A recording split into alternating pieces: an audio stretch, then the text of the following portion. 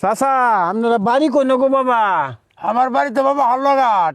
হালুয়াঘাট ট্রেনও কি করতে নাইছুন, কাম করতে নাইছুন? না রে বাবা, এই বসে কি কাম করা যায়? বাড়ির সংসারিত মানুষ বেশি, পোলাবান বেশি, অভাব অনুটানের সংসার। এরা বরণ পোষণ করতেই না দেখি আজকে বাড়ি ছাড়া হয়ে জেলে বয়ে রয়েছে। ওগো চাচা আপনারও দুঃখ, আমারও একটা দুঃখ।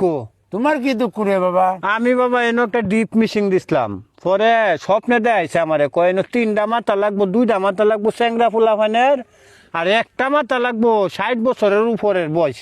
আচ্ছা, বাবা আমার একটা কথা আপনি রাখ পাইন? তোমার কি কথা রাখতাম? আপনি কই না গে, আপনি কথাটা রাখ পাইন কিনা? না রে বাবা, না বুঝছে তো কথাটা আমি রাখতাম না।